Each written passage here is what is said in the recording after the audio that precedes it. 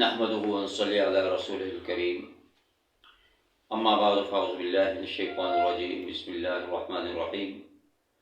محترم سامعین ناظرین، السلام علیکم ورحمۃ اللہ وبرکاتہ۔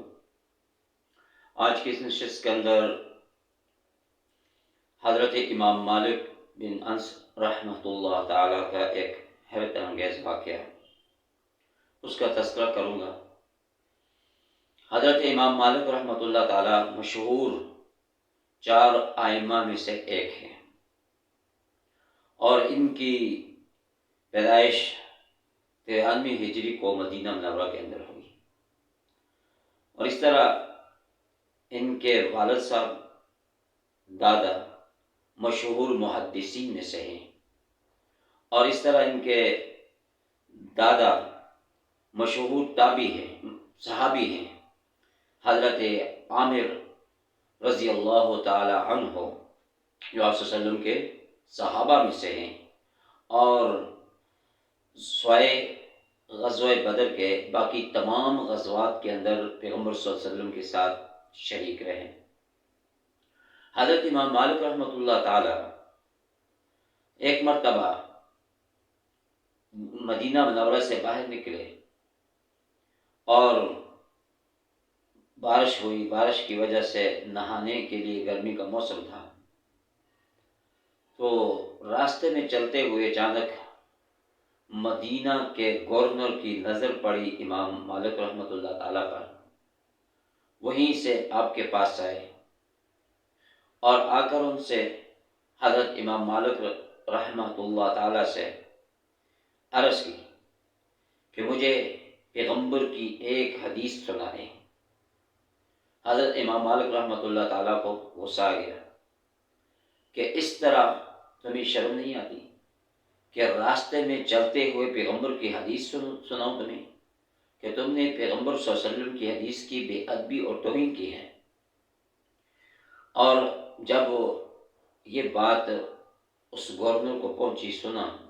تو دل کے اندر خیال پیدا ہوا کہ واقعی مجھ سے تو غلطی ہوگی، کہ بے ادبی ہوگی،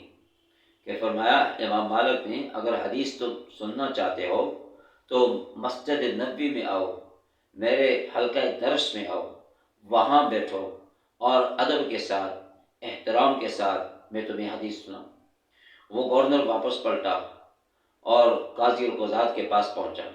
کہ مجھ سے پیغمبر صلی اللہ علیہ وسلم کی حدیث کی بے ادبی ہوئی ہے، جو سزا ہو میں سزا بھگتنے کے لیے تیار ہوں۔ تو وقت کے قاضی نے کہا کہ تمہیں 40 کوڑے مارے جائیں گے۔ تو اس گورنر نے اپنی کمر، اپنی پشت کوڑوں کے لیے حاضر کر دی، اور 40 کوڑے کھانے کے بعد یہ بات مشہور ہوئی، امام مالک تک بھی پہنچ گئی۔ دوسرے دن وہ گورنر ادب کے ساتھ، احترام کے ساتھ مسجد نبوی میں آیا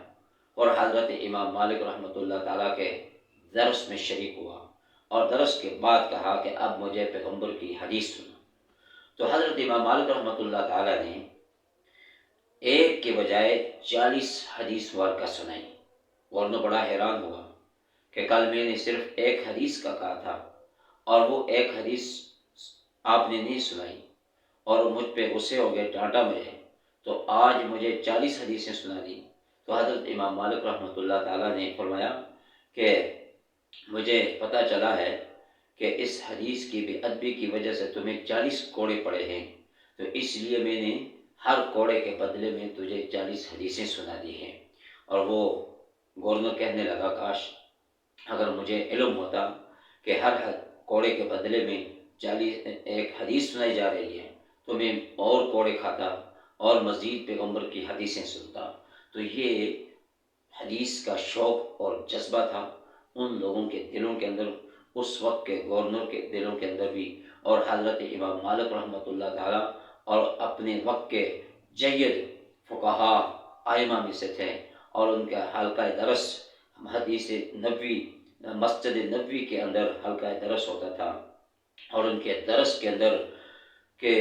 روایات میں آتا ہے کہ 30 سے لے کر 40,000 جو ہیں وہ شاگرد شریک ہوتے تھے، بڑے بڑے ائمہ شریک ہوتے تھے، اور بعض روایات میں آتا ہے کہ 80,000 کے قریب ان کے درس کے اندر شریک ہوتے تھے لوگ، درس سننے کے لیے، حدیث کا درس سننے کے لیے۔ تو یہ وہ جذبہ تھا ان فقہا کا اور ائمہ کرام کا، اور پھر اس وقت کے جو گورنر تھا، بادشاہ تھا، ولایت پہ جو قائم تھا، تو ان کے دلوں کے اندر بھی حدیث کا شوق کا جذبہ تھا۔